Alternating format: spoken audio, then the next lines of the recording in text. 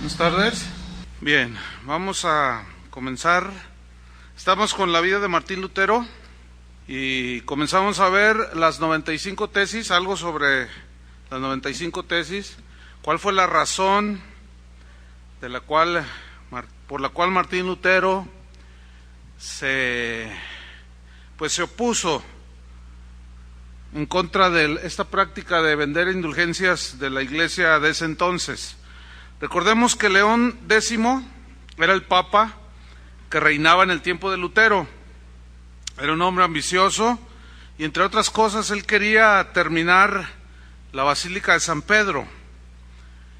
Y para lograr sus fines, pues promulgó la venta de indulgencias, que es pagar dinero por el perdón de los pecados que se puedan hacer y pagar por las bendiciones de Dios. En síntesis, es lo que son las indulgencias. Entonces, él escogió, entre otros predicadores que fueran ofreciendo las bondades papales, escogió a un fraile dominico llamado Juan Tetzel, y con un cinismo impactante, este hombre le ponía precio a las indulgencias. Por ejemplo, al adulterio le ponía el precio de 6 monedas de oro. Al asesinato, 8 monedas de oro. Increíble, ¿no? Y hasta tarifas de pecados que todavía no se cometían. O sea, pagaban por adelantado. Increíble, ¿no? Segunda de Pedro, capítulo 2, versículo 1, dice: pero hubo también falsos profetas entre el pueblo, como habrá entre vosotros falsos maestros, que introducirán encubiertamente herejías destructoras y aún negarán al Señor que los rescató, atrayendo sobre sí mismos destrucción repentina. Y muchos seguirán sus disoluciones, por causa de los cuales el camino de la verdad será blasfemado. Y por avaricia, noten este versículo 3, por avaricia harán mercadería de vosotros. Ahí está. Con palabras fingidas. Sobre los tales ya de largo tiempo la condenación no se tarda y su perdición no se duerme. Segunda Timoteo capítulo 3, versículo 5.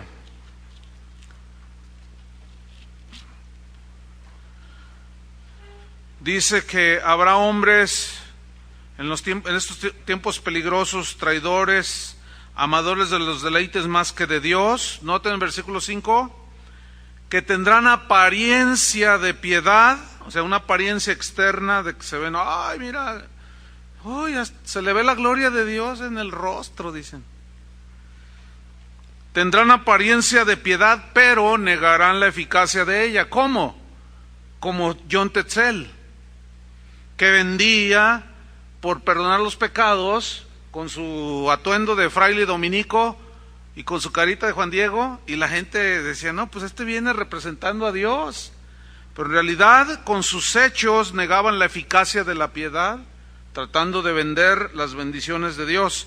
Y bueno, si hacemos un recorrido rápido en nuestros tiempos, es lo mismo que está sucediendo hoy. Tú ves el canal ese enlace y es lo mismo, esos son los modernos tetzeles, donde te ofrecen las bendiciones, los milagros, las sanidades, a cambio de pacte con Dios por $70, etcétera, etcétera. Esos son los modernos tetzeles. Este hombre, John Tetzel, predicaba diciendo así: las indulgencias, decía, son la dádiva más sublime y preciosa de Dios, decía. Entonces, él traía colgada una cruz que le había regalado el Papa León X. Entonces la agarraba así, porque era una cruz bastante grande. Y decía, esta cruz tiene tanta eficacia como la misma cruz de Cristo. Y la gente, pues hoy es lo mismo, ahí te va poquito polvo de oro, ahí te va el pañuelito, ahí te va, o sea, es exactamente lo mismo. Nomás que hoy es un poco más sofisticada la cosa, ¿no? Venid, les decía este hombre, venid, vengan, adquirid vuestras indulgencias. Indulgencias que aún, decía él, perdonarán los pecados que pensáis cometer en el futuro. Creedme, decía, con estas indulgencias yo he salvado más almas que el mismo apóstol San Pedro con sus discursos. Entonces está en la historia, ¿eh? Decía, no hay pecado que no pueda ser perdonado, aun si alguno, escuchadme con atención, hubiese aún violado a la mismísima y santísima Virgen María. Pagad, decía, pagad bien y seréis perdonados de vuestros pecados. Comprad las indulgencias. Escuchadme, decía, ni siquiera de arrepentimiento necesitáis. Entonces todos oyendo así. Además decía, no solo las indulgencias salvan a los vivos de la condenación del infierno y de los tormentos del purgatorio, también a los muertos, dice. Decía este Tetzel, ¿qué no escucháis? ¿Estáis sordos? ¿Qué no escucháis a vuestros familiares y amigos ya difuntos que gritan desde el abismo? ¡Sacadme! ¡Qué tremendo este hombre! ¡Sacadme de este horrible martirio! Con una monedita, decía, con un chelín, decía el tipo este. Podrían salir y vosotros no queréis dar. ¿No se les hace muy familiar esta escena? Así como del siglo XXI. Así estamos ahora, hermano. Estamos peor porque pues nosotros de alguna manera pues criticamos a la Iglesia Católica que tiene su papa, pero nosotros tenemos un montón de papas. Casi en cada iglesia, bueno, obviamente hay muchas excepciones, pero casi en cada iglesia el pastor es el papa, y lo que dice el pastor es la ley, y la palabra de Dios la hacen a un lado. Seguía diciendo John Tetzel, escuchadme, decía, en cuanto suene la moneda en el cofre, porque en aquel entonces no había billetes, dice, el alma sale del purgatorio. Y cuando yo leí esto, estudié esto, me acordé que hace muchos años, yo tendría unos 16 años, todavía no era cristiano, y estábamos en un restaurante comiendo con dos primos. Yo estaba comiendo con dos primos y uno de ellos era tremendo. Entonces estábamos allí entrándole duro y entran dos monjitas. ¿Cómo sé que eran monjitas? Pues por el atuendo, ¿no? Entonces traían unas charolas y se acercó una de ellas a la mesa de nosotros y dijo, jóvenes, dice, hagan la buena obra del día. Dice, por cada peso que ustedes den es un alma que sacan del purgatorio, dice. Yo seguí comiendo. Entonces mi primo, el tremendo, dice, ¿de veras si yo pongo un peso, saco un alma del tormento? Y dice, claro que sí, hagan su buena obra del día. Entonces mi primo mete su mano y saca una moneda. De aquel entonces había unas monedas grandotas así de 5 pesos. No sé cuántos se acuerdan. O sea que ya tienen sus 40 años para arriba. Bueno, entonces agarra esa moneda de 5 pesos y la echa ahí en la charola. Y pues sonó, ¿verdad? Porque era como de aluminio. Entonces dice la monjita, ay, dice, ya has sacado 5 almas del purgatorio. Entonces mi primo, sí, pues es que yo soy muy buena onda, y siguió comiendo. Entonces voltea conmigo y me dice, ¿y usted, joven, cuántos va a sacar del purgatorio? Yo le dije, no, pues ni una, porque no traigo dinero y me están disparando la comida. Y en eso, que mi primo extiende la mano y saca la moneda de 5 pesos y se la guarda. Y sigue comiendo y dice, hey, joven, ¿qué está haciendo? Dice, mire, yo ya lo saqué. Si ellos se quieren regresar, allá ellos. Qué increíble, ¿no? O sea, con eso se prueba la falacia. ¿Cómo es posible? A peso el alma en el purgatorio. ¡Qué barbaridad! Y les estoy hablando de hace, pues yo tengo 52 años, tenía 16, ¿cuántos años son? Pues fíjense, desde esto hace unos cuantos, poquititos años, pero vemos lo de Lutero. ¡Qué increíble! ¡Oh, gentes torpes!, les decía Juan Tetzel. casi bestias. Así decía, ¿eh? ¿Que no comprendéis la gracia que hoy se os concede? Decía, el cielo está abierto de par en par para vosotros. Ahorita podéis asegurar vuestra salvación. No seáis duros de corazón. Solo un real, de plata, vamos, de plata, decía, aunque sea. Y vuestro padre difunto, vuestro tío, vuestro familiar, saldrá inmediatamente del purgatorio. Tremendo mercader de almas, ¿no? Decía este Tetzel, yo seré justificado el día del juicio, pero vosotros seréis condenados por no dar tan siquiera una moneda. O sea, manipulando las emociones. Serán condenados porque no dan. No sé cuántos han oído un testirrollo que anda por allí de unos que se fueron al infierno, no sé qué. ¿Y cuántos lo han oído o lo han visto? Pues es que yo me fui al infierno y que nos fuimos y vimos al diablo y no sé cuánto, ¿no? Entonces en una parte de la narración está una chica diciendo, y yo estaba allí en el infierno, entonces yo me estaba ahí y dije, qué tormento tan feo. Entonces de pronto vi a una señora que estaba toda descarnada y ahí estaba Cristo con ellos en el infierno, ¿eh? Ahí estaba Cristo y yo le pregunté, Cristo, ¿por qué está esta mujer aquí en el infierno? Entonces el Señor me dijo, pregúntale tú a ella, porque son como peruanos, algo así, ¿no? Entonces dice, pregúntale tú a ella, me dijo. Entonces yo me acerqué y le dije, señora, por favor, dígame, ¿por qué está aquí? Y la señora me respondió, porque no daba mis diezmos. Y todo el montón de gente creyendo esas barrabasadas. ¿De cuándo acá se salva la gente o se va al infierno por dar diezmos? Díganme, a ver. Sin embargo, los modernos tetzeles presionan a la gente de esa manera. Igual es lo mismo, es el mismo rollo. Y obviamente estas personas son invitadas a las iglesias y luego el pastor pues se aprovecha del asunto y pues cáiganse con aquello que les dije, ¿no? Bueno, sigamos adelante. No temáis, les decía, no temáis. Dice, aunque si no tenéis dinero, decía, pero tenéis vestido, tenéis calzado, decía, pues vendedlo. ¿Dónde he oído eso? Dice, vendedlo y traed el dinero y ganad esta gracia. O sea, recibía de todo el tipo, a fin de cuentas. Como hoy, ¿verdad? Si no trae dinero, pues trae anillos. ¿Cuántos traen anillos? ¿Cuántos traen anillos? Pues tráiganlos acá. Se vale de todo. Relojes, a ver, vamos, cadenas, los aretitos de oro, tráiganlos todos, tráiganlos a los pies del Señor, aleluya. Qué increíble, ¿no? Esos son los modernos tetzeles de hoy.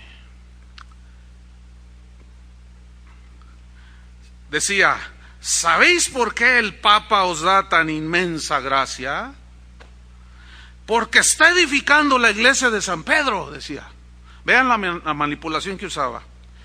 Y no habrá otra igual en el mundo, decía. O sea, apelaba al orgullo, ustedes saben, ¿no? Y los otros, les decía, ¿sabéis que los restos de San Pablo y San Pedro y muchos otros mártires están allí hoy? Se mojan con la lluvia, decía. Se ensucian del polvo. ¿Los dejaréis en el lodo? Y citaba, yo creo que el único versículo que se sabía el tipo, ¿no? Decía, bienaventurados los ojos que ven y oís, porque muchos quisieron ver esto y no lo vieron, o sea, refiriéndose a las indulgencias. Háganme favor, o sea, como siempre, ¿no? Sacando los versículos del contexto. Ese es típico de los falsos maestros. Traed, les decía, traed. Y luego, pues, le levantaban un púlpito, se bajaba, dice la historia, que se bajaba y en presencia de todo el público se volvía a subir como haciendo, como animándolos, vamos, ¿no? Entonces se bajaba corriendo y luego se subía y en la mano llevaba monedas y decía, mirad, mirad, oíd las monedas sonando, 5, ahí están, 5 que salen del purgatorio, del sufrimiento del purgatorio, vengan, vengan, les decía, venid, venid. Entonces dice la historia que la gente respondía a todo esto, pero previamente hubo una manipulación, mentiras, horrible, y la gente iba y se desbordaba queriendo dar sus monedas por sus propios pecados y aún por los que morían, sus difuntos que habían muerto en pecados. Qué triste, ¿no? Dice la historia que ahí en Alemania, un día él dijo, mañana me iré temprano. Convocaba al pueblo tocando la campana y les decía, él decía, por ejemplo, en la tarde, mañana me voy temprano, es la última oportunidad que vosotros tenéis. Entonces ya se iba y pues los que podían iban y aún vendían, empeñaban sus cosas y ya se iba a dormir, pero muy temprano, con todos sus secuaces, con una campana, así una campana bastante cargadita, empezaba a sonarla, tum, tum, tum, a convocar al pueblo y les decía, soñé, soñé. ¿Dónde he oído eso yo? Así decía, soñé, soñé. ¿Qué soñé? A las almas del purgatorio, decía, y me rogaban y me decían, quédate un día más, quizá mi familiar pueda traer la moneda para que me saque de este martirio. Y decía, yo seré el primero en dar otra vez una moneda. Fíjense, un día estaba en una reunión en la Ciudad de México y recogieron la ofrenda. Llegó el tiempo de recoger la ofrenda, se vale recoger ofrendas, ¿no? Y pero le dijeron a cierto predicador que recogiera la ofrenda. Entonces él saca su chequera, se vio que era la chequera, entonces pone así, aquí están 10,000 pesos, órale, ¿quién me quiere igualar? ¿Quién me quiere igualar? Y dije, ¿qué es eso? ¿Qué no dice la Biblia? Que no sepa tu izquierda lo que hace tu derecha, ¿no dice así? O sea, todo eso es manipulación, hermanos. ¿O qué? ¿Nadie es capaz de dar una ofrenda cuando menos igual a la que yo estoy dando? ¿Vieran cuántos se pararon, hermano? Pregúntenme si me paré yo. Pues también, pero para salirme. No, es impresionante la manipulación que usan. Y así este tipo.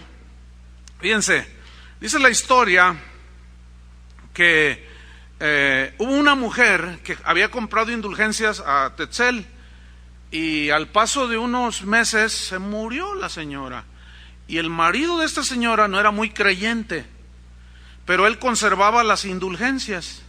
Entonces cuando muere la esposa, pues era tradición de pues hay que ir con el padre para que le diga una misa.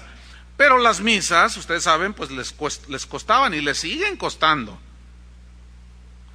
Y este hombre razonó y dijo, yo voy a ir con el padre y le voy a decir que ha muerto mi esposa.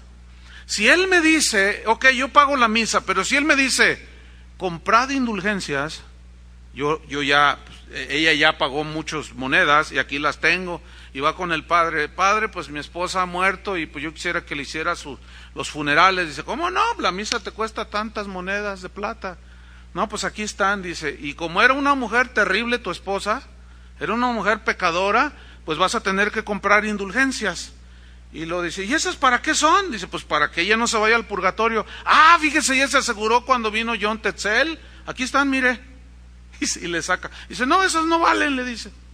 Esas las vende el Papa, estas te las vendo yo, le dice. Increíble, ¿no? Tremendo. También cuenta la historia de un hombre que compró indulgencias, que fue con John Tetzel y le dijo, yo te quiero hacer una pregunta, le dijo. Mira, hay un hombre que yo lo odio, dice. ¿Y qué queréis hacer con él? Le dice.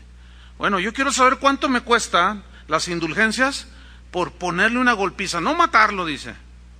Nada más ponerle una golpiza.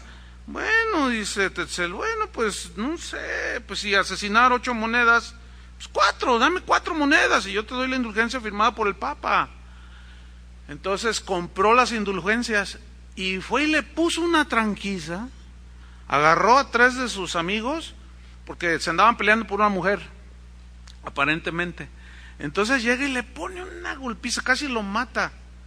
Entonces, lo agarraron, lo metieron a la cárcel ahí, y le preguntaron que por qué había hecho eso. Dice, no, yo no tengo que rendirle cuentas a nadie, ya está saldada mi cuenta. ¿De qué estás hablando? Dice, miren, aquí está, yo ya pagué por la golpiza que le di. O sea, fíjense cómo una cosa que parece tan simple, a dónde en lo que degeneró. ¿Están captando? Es lo mismo hoy, hermanos.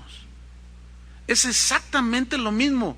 Porque cuando nos apartamos de la Biblia, de las Escrituras, y comenzamos con que pacte con Dios, que dele esto, que al rato, hermanos, se degenera en... Estaba viendo hace un rato, alguien me mandó, mira, ve este video, y está una señora allí, que según eso le sale oro, polvo de oro, el que ahorita anda de moda, el polvito de oro, ¿no? Eso traía así un frasquito. Entonces la gente se formó y le daba un puñito de oro, así en una servilleta. Y ahí van todos con su polvito de oro, ¿no? Fíjate en lo que ha degenerado. Y luego algunos, se ve en el video, digo, pues ahí está el video, ¿no? El polvito le hacen, no le hacen así porque pues ya son cristianos, ya no se persigna. No, pero porque ya son cristianos. Pero agarran el polvito y fíjate nomás. Dices, qué asquerosidad, pues ¿qué está pasando en la iglesia cristiana? Por eso, aquel hombre que dijo que el pueblo que no aprende de la historia está condenado a repetirla. Y desgraciadamente, hermanos, eso es lo que se está viendo en nuestros tiempos. Era obvio que los confesionarios quedaban vacíos, porque la gente prefería pagar y confiar en las indulgencias. Era el 31 de octubre de 1517, cuando Martín Lutero, 31 de octubre de 1517, Martín Lutero se encaminó decididamente hacia la catedral en Wittenberg, y en la puerta principal fijó con clavos lo que se conoce como las 95 tesis o argumentos en contra de las indulgencias. Mencionaré solo algunas, porque son 95, son muchas. Mencionaré nada más algunas. Por ejemplo, decía él, ustedes predican que tan pronto como suene la moneda en el fondo del cofre, el alma sale del purgatorio. Lo que sucede es que aumentan la ganancia de su avaricia, decía.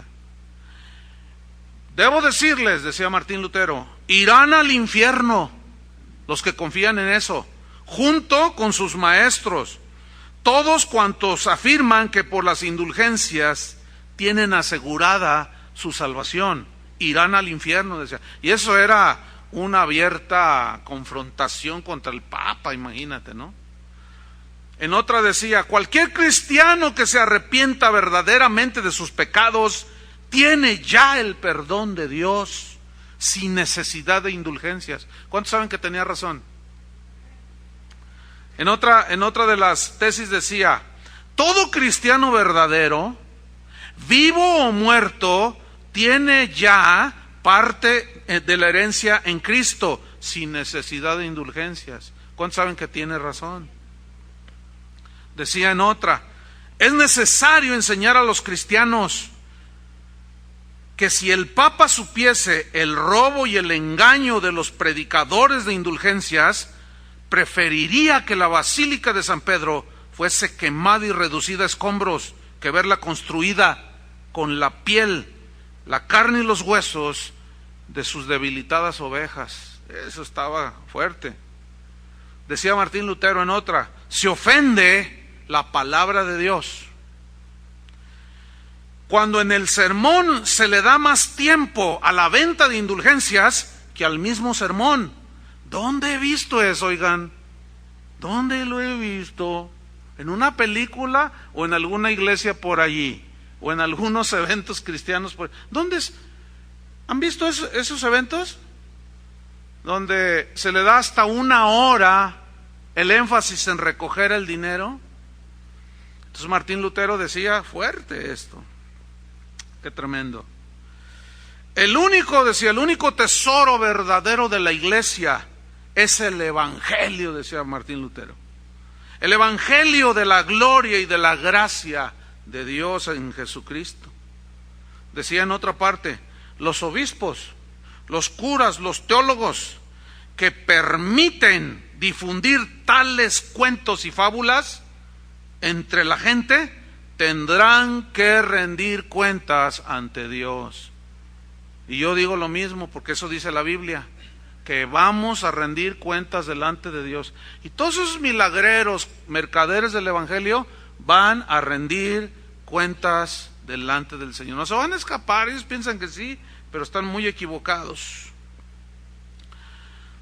Decía Martín Lutero en una nota de sus tesis, ¿por qué el Papa no vacía el purgatorio por simple y puro amor a las almas que están allí?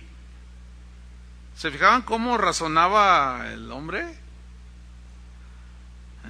Y debo decirles que la fe no está peleada con la razón, Nuestro culto es racional, o sea que también razonamos y pensamos.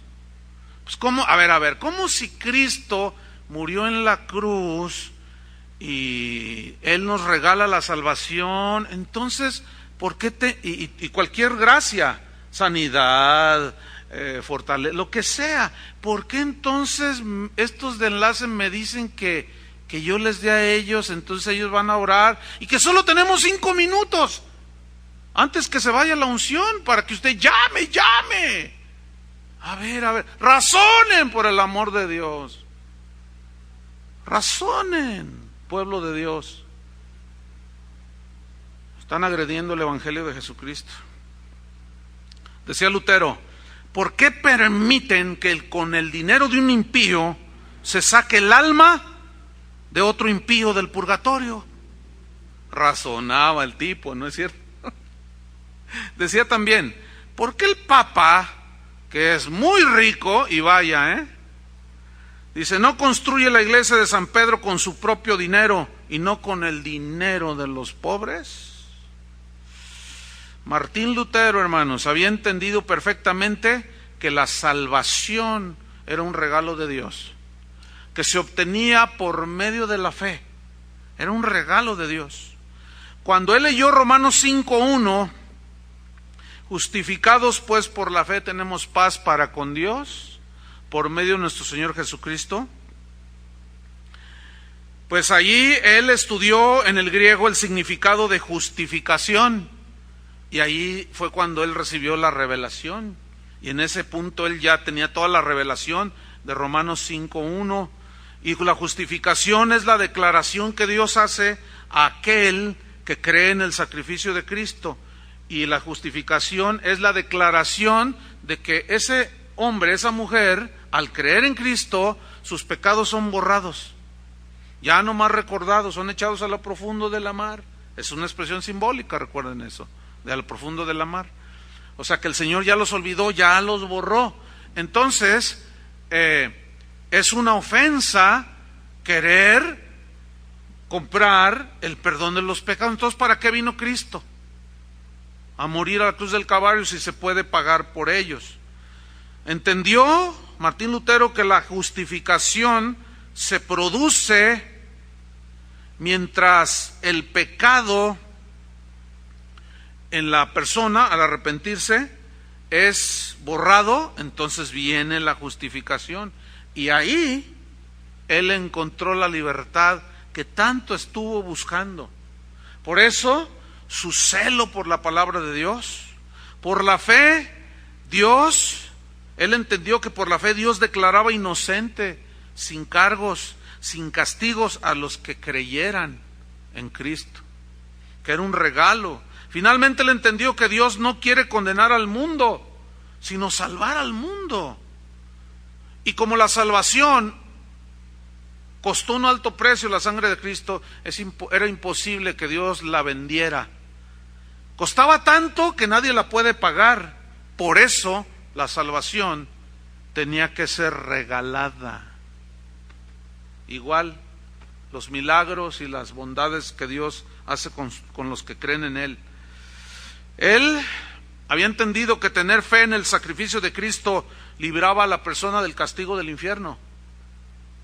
Segunda de Corintios 5:21 lo había entendido perfectamente a esas alturas. Segunda de Corintios 5:21, al que no conoció pecado, es decir, Cristo,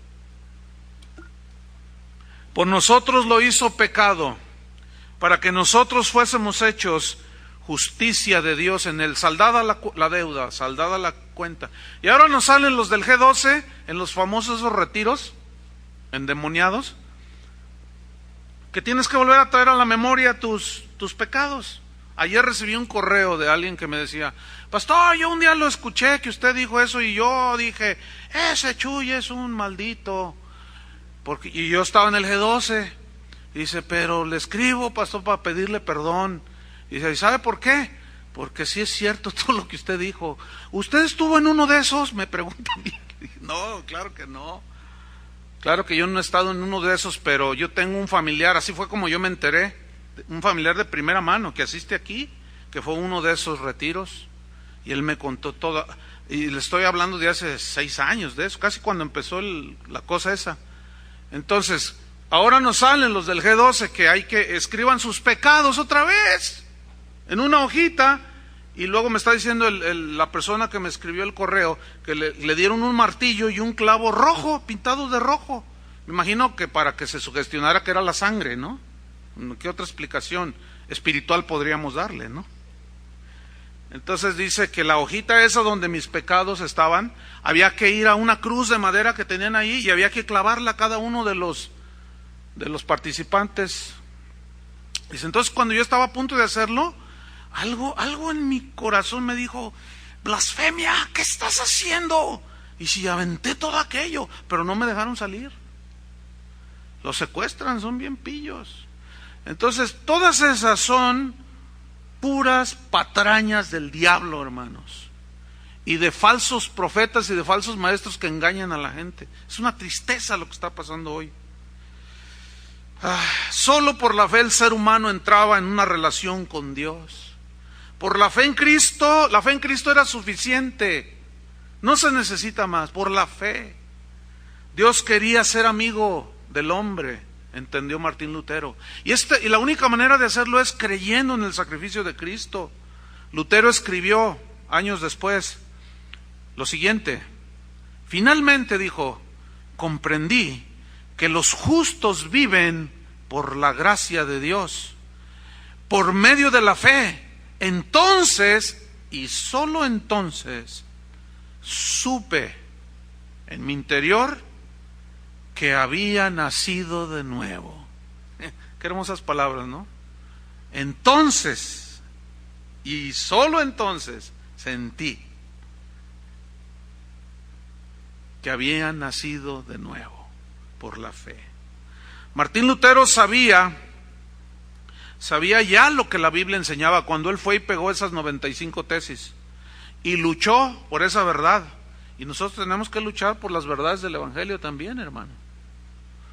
La fuerza espiritual que un cristiano puede tener proviene del verdadero conocimiento de la palabra de Dios.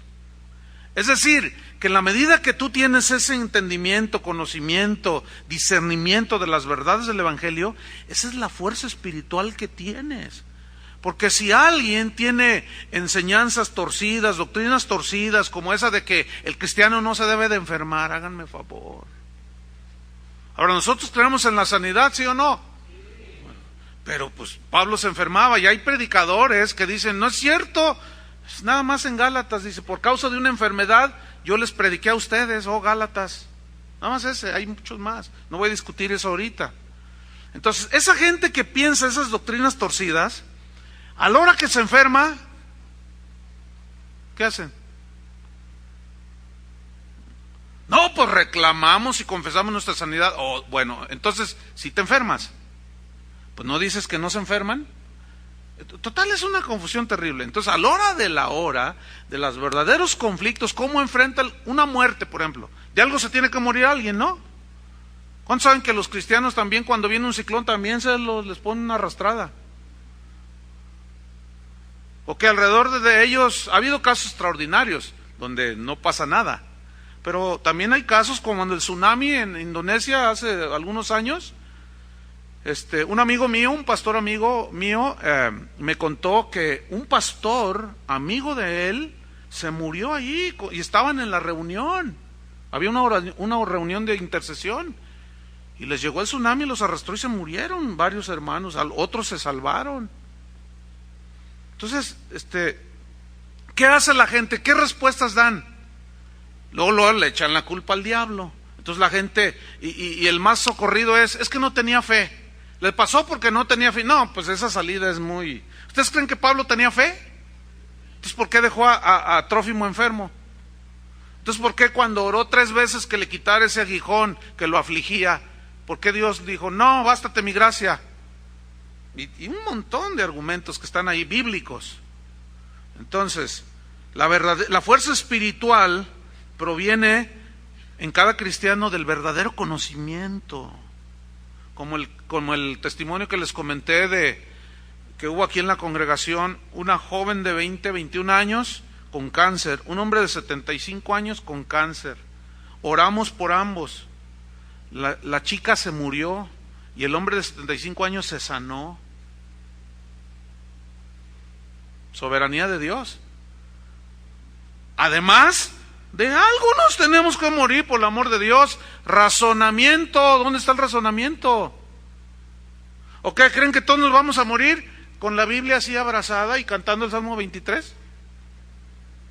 ¿O qué? ¿Cuántos saben que eso es una falacia? No es verdad eso. Somos seres humanos. Y ¿cómo se murió Pablo? Le cortaron la cabeza, casi a todos los discípulos. Nada más a Juan no, ese murió de viejito. A todos los martirizaron y los partieron a la mitad o los crucificaron. Y yo le pregunté a la familia de esta joven, ¿y cómo están? Dice, fortalecidos. Nos ha dolido, pero entendemos la soberanía de Dios. Y sabemos que si ella murió, porque ella era del Señor, es porque ya Dios se la quiso llevar. ¡Ah, qué diferente! Pero qué de esos prósperos que andan ahí diciendo que ya no hace falta que digan que ellos nunca se van a morir. ¿Qué cuando se les muere un familiar? ¿Qué cuando se les muere el tío, el papá? ¿O se les muere el pastor? Hace poco hubo un caso aquí en México de unos ministros que tienen ese evangelio torcido de que el cristiano nunca se enferma. Pues ándele, fíjese qué pasó. Digo ándele no en el sentido de que qué bueno, ¿no? Sino es una expresión aquí en México ande, ¿qué pasó? Se enferma de cáncer, se muere de cáncer. ¿Sabe qué pasó en esa congregación que es muy numerosa? Una confusión terrible entre los miembros de esa iglesia. ¿Por qué? A mí me mandaron algunos correos. ¿Qué pasó? No sé. Bueno, sí sé, pero estoy alegorizando un poco. Pero estaban totalmente desconcertados porque no sabían. Ellos razonaban, lo poquito que alcanzaron a razonar. Dijeron de esta manera, bueno, si ellos por muchos años, los pastores nos enseñaron eso, y ahora resulta que el pastor se muere de cáncer. Si se muere el pastor de cáncer, ¿qué nos espera a nosotros? ¿Ven? Ahí está el engaño satánico de todas esas doctrinas torcidas. ¿Por qué? Porque se olvidan de la soberanía de Dios. Entonces el verdadero conocimiento de Dios te da una fortaleza. Por eso Pablo decía, ¿qué nos separará del amor de Cristo? ¿Qué? ¿Tribulación? ¿Angustia? Noten todo lo que nombró, ¿persecución? ¿Desnudez? ¿Hambre? ¿Peligro? ¿Espada? Estoy seguro que ni la vida, ni la muerte, ni ángeles, ni principados, ni falsos, nadie nos puede separar del amor de Dios en Cristo. O sea, ¿de dónde sacó esa fortaleza? De un conocimiento equilibrado de las Escrituras, hermano. Entonces Martín Lutero había entendido una de las verdades más impresionantes o más fundamentales del cristianismo. Lutero dijo, la iglesia necesita una reforma. ¿Saben que Martín Lutero no quería dividir la iglesia? Él no quería dividirla. Esa no era su intención. Él quería reformarla. Él dijo entonces, la iglesia necesita una reforma, pero no es un asunto solo del Papa, dijo, o de los cardenales, es un asunto de todos los creyentes. Fíjense lo que dijo, no deseo combatir por el evangelio con la fuerza, con la violencia y la matanza, no. El mundo, dice, es vencido por la palabra de Dios. El pecado es vencido por la palabra de Dios. Y la iglesia únicamente será reformada por la palabra de Dios. ¿Qué revelación tenía? ¿Por qué? Porque estudiaba la Biblia, porque se metía con el Señor. Y hoy es lo mismo, hermanos. La reforma que la iglesia de hoy necesita tiene que venir a través de la palabra de Dios. Martín Lutero había visto las aberraciones de las cruzadas, había visto tanta matanza en el nombre de Dios, y él lo aclaró perfectamente. No, yo no quiero reformar la iglesia a través de la espada y de la matanza, no, a través de la palabra de Dios.